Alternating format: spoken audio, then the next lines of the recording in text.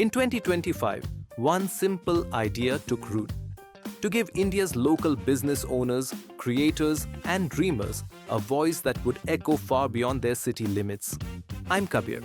People say I'm honest, soft-hearted, maybe even a little old school in my values, but I believe in something timeless: the power of human stories to inspire action. That's why I started Kabirr Vani Business Edition podcast.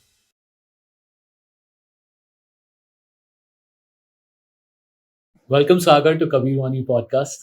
I'm glad that you're here finally. I think अपना काफी time से बात चालू था podcast को लेके and I'm happy to have you here. Thank you so much for inviting me, and I really feel that you are doing a great job. Thank you so much. Of course, बहुत time से हम कर रहे थे, तो this is the moment. Yes, it is. I think आज का जो podcast रहेगा ना, will be one of my favorites because I too come from an IT background. Oh.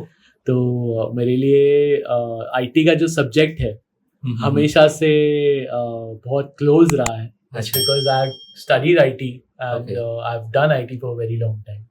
और मेरी तो एजेंसी भी थी बहुत लंबे समय तक. तो आज का जो पॉडकास्ट रहेगा मेरे दिल के ज़्यादा करीब रहेगा. So it means we are siblings. Yeah, we're the work siblings. Cool, yeah. Just tell me a little bit about you and what your journey is like. So myself, Sagar Salvi, I'm a founder of CreativeWebo. So CreativeWebo is a custom software development company where we help startups, enterprise clients to develop a product, application, and AI-driven stuffs. So that's very straightforward. It's a technology company. It's a technology business. What's your philosophy when it comes to technological business? My philosophy is very straightforward. Technology is for the businesses and businesses are not for the technology. So whenever we are building any product or any solution, that needs to be scalable and that needs to be user-centric, where it is solving the user's problem and end user's problem. Correct. And indirectly it should surface the business goal of the businesses. I'll ask you this right now. You're into a software development company right now. There are so many out there. How can a person find a right software? Let me ask you this correctly. How can a business find a right software for themselves? It's an interesting question, I would say, because right now if you open Google, जैसे पान वाले के जैसे shops होते हैं वैसे digital agencies and software companies हैं. But the main differentiator is like you need to, as a business owner, you need to identify what is the domain understanding which they have. Are they really credible? Do they have an in-depth knowledge about the industry and the domain which you are in? And then they should have a good amount of portfolio to showcase in your industry so that they can able to identify your right challenge and they can give you the solution. And one more thing, agencies should not only be the service provider, they should handhold you and they should work you as a partner. So I believe finding a solution, software company, these are the key parameters to look for it. Yeah. What are the different ways the IT companies work with their clients? So there are majorly couple of 2 to 3 models. One is like a fixed bid model where you have a small requirement, like if you are building any MVP, minimal viable project, then defining a scope and closing it in a fixed bid where you have a fixed cost and fixed timeline. And there is a retainer where the project lifecycle happens in an iterative mode on a monthly or a weekly milestone wise. You deliver the output and the client do the billing on a monthly basis. Are you facing any challenges as a software development company in 2025? I would rephrase it as an opportunity. AI is already here and there are many SaaS-based tools which are really automating the whole ecosystem of software development. But I would really look at it as an opportunity where we can try engage those stuff and improvise our productivity to reduce the cost of development. But then, again, talking about the reason I said challenges was because of the factor that nowadays there are so many websites that you can just go and buy a software which is already ready. A development is already there, right? So what makes a person come and do the whole customization with you? So majorly there are two solutions. One is the ready-made solution and another one is a custom. And both has their own advantages and disadvantages. So let's say if you're a startup and if you really want to start immediately with a lesser investment, ready-made softwares are really a go-to product for them. But let's say you have a bespoke requirement and you have a very much customized workflow, then in that case, customized software is a go-to market for you, go-to solution for you, because it can be scalable and it can be more secure, and over the long run, it saves a lot of cost. Okay, so it's okay for people to go for the ready-made as well. Of course, But then anytime. if they're looking for a long-term opportunity, it's better that they go for a custom solution. Yes, definitely. Okay, but then would custom solution be more money to start with? Or can they start with a ready-made and then jump to the custom solution? Yes, of course. Let's say if you are building your own product from start, then you can acquire a new customer. You can start with the ready-made solution, Okay. and once you get a good amount of user base, then you can migrate your ready-made tool to a custom software where you can give more user experience driven solutions to them. You can solve more in-depth challenges of the user. Okay. What's the biggest mistakes usually businesses make while turning an idea into a product? I believe product is a solution which is giving you a solution to the problems. Okay. So most of the startups or most of the companies directly jumps into the development, directly jumps into the execution. But I believe before that, we need to do the research where what is the right challenge, whether what is the right business model to get the problems going into the solution. Are we really catering to the right audience? And what is the workflow? What is the scenario? What is the user base that we are catering to? What is the pricing model? So before developing anything, we need to do the thorough research from 360 degree, from a business viability point of view, from the complexity point of view, and from the scalability point of view. And then moving into the development would be the right choice. Better choice. When is the right time for a company to invest in a customized software? Whenever they are profitable. I mean, it is very much subject to the individuals. Let's say if you really want to start with small, then you can just take a small baby steps. But you already have a good amount of user base offline, and if you want to transform your offline process into the online ecosystem, then that can be the right time to initiate the custom software. And because of course a lot of startups are jumping up right now. Now when they do a proper thought process while they're thinking, okay, this is a type of business that I want to get into, what amount of money should they have in mind that, okay, this is going to be my technological or tech development for any kind of business? So this question is very subjective. I believe what is your requirement and what you really want to achieve. So 3 lakh Indian rupees can also be good to start with, and even 10 lakh can also be a good budget to develop any application. But basic minimum requirement would be somewhere 3 lakh rupees. 3 lakh Indian rupees. Good basic software that you require. Yeah. Now, what is your thought process when it comes to the platforms that we have nowadays? I think Zoho is doing very good in it. In India. Odoo. Yeah. I think Odoo is now kind of picking up. I think Zoho has really taken the market with a swamp right now, especially for the accounting firms and all. What is your thought process with that? Do you think companies like Zoho and Odoo would take over any kind of custom developments? I don't think so, because Zoho and Odoo is more of a generalized solution where they are target market and their focus is the startup and initial business owners, where they have a solution which is very much generic to basic necessity.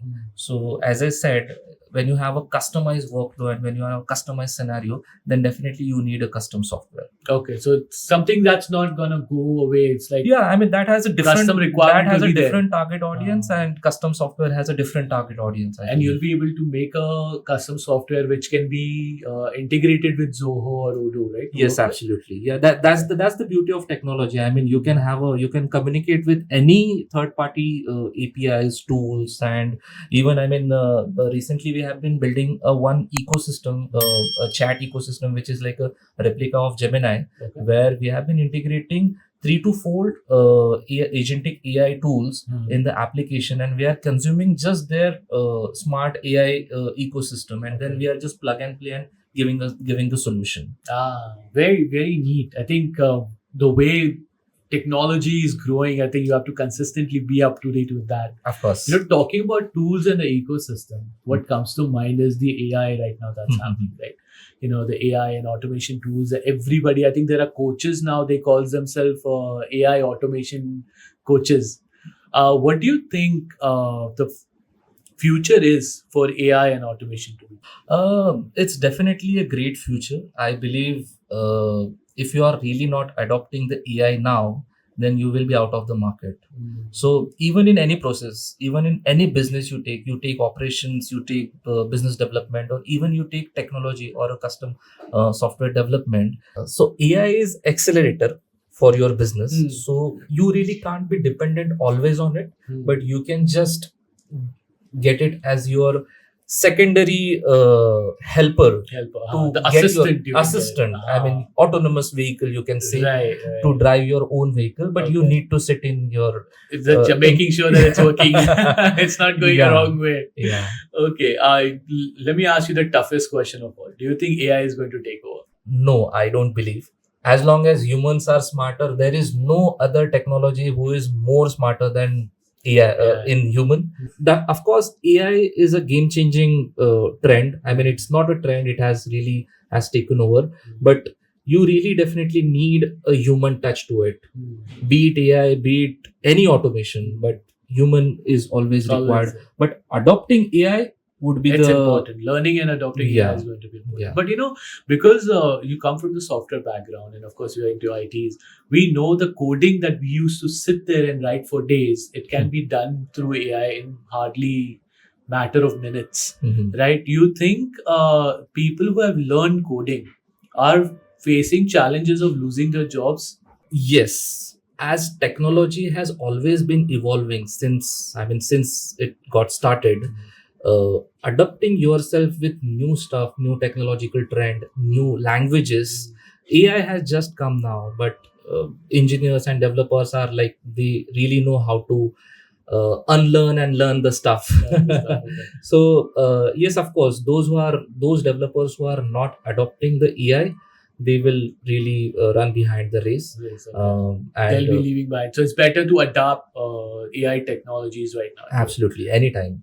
AI may take over as long as you don't update yourself and follow the trend, but you're good, and AI will not take over as long as you're learning and being up to date with it. Is that what you're saying? Yes. When it comes to individual, of course, that's the what should be a person's mindset when they're thinking about, okay, abhi mujhe kuch naya seekhna hai. So what should they learn? What should they think about going forward? So firstly, we need to identify where is the supply and demand as an individual, and then finding where is the demand and finding what tech stuffs are really growing in the market, what new technologies are coming up. I'm specifically talking about the technologies. Okay, what frameworks are coming upon. I believe that's the right approach to learn further stuffs. I believe. Do you have a course that you would want to recommend? Okay, you know what, go and I'll hire you if you get it done. I mean, ChatGPT is there, Google is there, Udemy, all the other. I mean, you open Google, you get knowledge everywhere. So the person really need to be persistent, and he need to have that perseverance to get the knowledge adapting. Fair enough. Let's say if a small business comes to you and they want to now start digitizing themselves, what would be the simplest first step that they have to take? So firstly, as I said, they really need to identify the right business model, okay, the right targeted audience, and they need to have a roadmap of coming 5 years, okay, and then initially taking a small step, making one MVP, like minimum viable product, launching it in the market, try seeing the audience response, get the feedback, and then work on those feedback and then improvise your application. So I believe that's a very iterative approach where every startup owners or every startup founders really need to adopt. Okay, you said twice MVP, minimal viable product. Can you tell me a little bit more about that and why you're emphasizing so much on it? Okay, so let's say there is unorganized industry. Okay, the industry where you haven't seen any product. You are the first one who is going to create it. And when you are building a product where there is no competitor to it, you have two responsibilities. One is you need to create the awareness about those services and those offerings, and then you need to make a product which can really solve the ground level problem. So I believe starting with minimum viable product is a go-to strategy for any businesses to try and test the whether this would work or not, what iterative changes that I need to do, or whether it really can give me that level of profit or that level of sustainable business. So I believe MVP is the right go-to strategy for any startup to enter into unorganized industry or unorganized market. What would be the price point that you should keep in mind while you are creating your MVP? It is really depend upon what kind of requirement you have. Okay, let's say if you really want to build something which is more of a onboarding user, then I believe 3 to 4 lakhs would be enough to kickstart with any mobile application or any web application for that matter. Approximately, that's something you MVP that has to be. And sky is the limit. I mean, naturally, of course. Then it's up to you how much you can pull out of people naturally. Okay, cool. What do you think it's a balance between speed and quality into a product, especially the tech product? I would say I would have a contradict answer to it. I mean, it's a myth.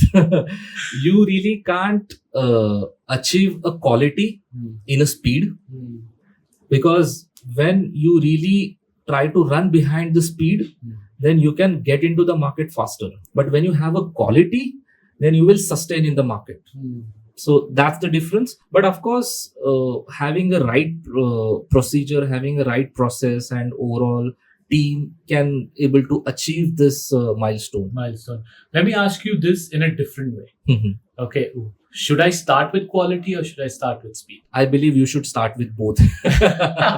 Because if you really can't achieve the speed, then somebody else may. Is gonna be and you will start looking into the quality, but getting into the market and trying the user's behavior would be the really initial step, I believe. But the product and the solution really needs to cover all the basic scenarios, the overall user experience, and the usability and overall stuff really needs to get going. Okay, fair enough. Now, being into business right now, it's already so much dilemma. Is it better that you have your own in-house team, or is it better that I hire and outsource my IT work? So let's say if you are into any particular business model and you are really expert into it, then I believe outsourcing the stuff would be the right choice, because managing the whole tech team is altogether a different challenge unless you have a domain understanding and unless you have that amount of bandwidth. So I always recommend my client, you start with outsourcing for first year, and you set up something which is more viable, which is running and which is giving you the revenue. And then down the line, if you really want to progress into more scalability, you can start hiring the team in-house. Okay. Yeah. Now, but when you said, I completely agree, because outsourcing is something that you should definitely do, because finding the right talent into the IT industry can be challenging. But also finding the right outsourcing company can also be a challenge, because they may be able to portray that, hum ye kar sakte hain. But then when you actually onboard them, they're not able to fulfill or deliver. So how can you find the right outsourcing company for yourself? In-house tech team or outsource your work? Outsource the work. Okay. And if I have to outsource the work, how do I find the right outsourcing company? So firstly, you need to identify the partner who is really aligned with your vision. Okay. So the person or the company really need to be that trustworthy and that reliable, where irrespective of any situation, let's say if it is a great situation, not so good situation, challenging situation, that outsourcing partner should stand with you. Because we are doing the business, but we are dealing with humans. So if we are really aligned with humans, then I believe that's a best collaboration partnership in the long term, I believe. Let me talk a little bit about mindset, right? So especially when someone's thinking of starting a new startup, right? And you can answer this with your experience. Okay, I'm going to put a scenario in front of you. Okay. There's going to be a client who's going to come to you. That has a website that I want to create. Okay. There's going to be an e-commerce website, which is going to have a part of customization and a wallet program. That's Okay. like for the people who are consistently uploading and taking care of their for point system, so they can come and take the points, and the gift card system, so they can go ahead and give it to Customer their friends and retention. customer retention and all. So a person comes to you, has no knowledge about it, and would like to go ahead and start this. So I want you to tell me, how would you guide them? So I believe making an e-commerce website is very fundamental go-to stuff for this, because when you have a product, online e-commerce product, then you start getting inquiry, you start getting customers. Okay. And then by the time once you're successfully doing that, then you can parallelly develop all these modules aligned. Okay. Then you can launch each module one at a time, because your existing customers are already in it, and then you can attract more new customers with all these new features and add-ons. Okay, so this is step by step something that you It is always step by step, because then you can pivot your whole the scenarios, and you can pivot your whole business model. Okay, what role would your experience play in a product success? UX, I believe UX is everywhere. I mean, in product, in real life, in everywhere. UX really helps product to grow in long run, because the person, the end, if you're talking about the end user, if he's finding the whole buying system or whole the navigation system easy, then he can retain on your app, and he can be there, and he can keep coming. So UX plays very important role when it comes to when you are already into a competitive market and you really want to take a lead. Then I believe having a great user experience can drive the new user base and also retain the existing user base. Do you think people nowadays are compromising on UI UX? I don't think so. I mean, there are many examples out there who are the products and the apps. I'm talking about D2C apps who are purely successfully working because of UX. Okay. Can you give one example of the most successful brand that you must have worked with? You don't have to take name, but what was the I would really like to take a name. Sure, I mean, I've been that would be ordering the great. food. Okay. So Zomato is there, Swiggy Okay. is there. So I always like Zomato user experience, Okay. irrespective whether Swiggy is providing me all the level of discount, but my first and foremost preference is Zomato, where I make the purchase. Because the interface makes you feel That's comfortable. the differentiator the user is going to get through the UX. UX. Okay. All right. Fair enough. And in India, when we are dealing with tier 1, tier 2 and tier 3 cities, then the user's mindset and their persona and their overall approach of adopting those tech is different. Of course. So you really have to think from a larger perspective when it comes to the product development, Okay. where the user experience plays the major role. Do you have any success story of your own? Have you worked with any software that you would like to share with us? There are many, but I would really like to emphasize on one thing. We were working with a Bangalore-based startup. They were really solving the parking problem when you are driving your vehicle, and then you really don't have a parking space available wherever you are going. So we help them creating the whole mobile application, Okay. and then up to certain level, they have got a good user base, and then they have got the funding as well.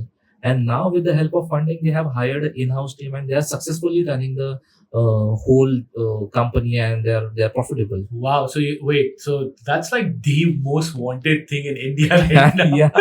That you can find a parking spot wherever Yeah. it's like. So how does it work? Like, is it available in Mumbai? Yeah, it is available in Mumbai in couple of spaces. Really? Yeah, and they Oh, are wow. expanding in all of other cities in India. That's amazing, because I think that is literally the need of the hour. Especially, I don't know about other states, but in Mumbai, definitely I think people would pay arm and a leg just so they can find a parking spot where the car is not being towed away and they're not being charged. Yeah, for parking on no entry.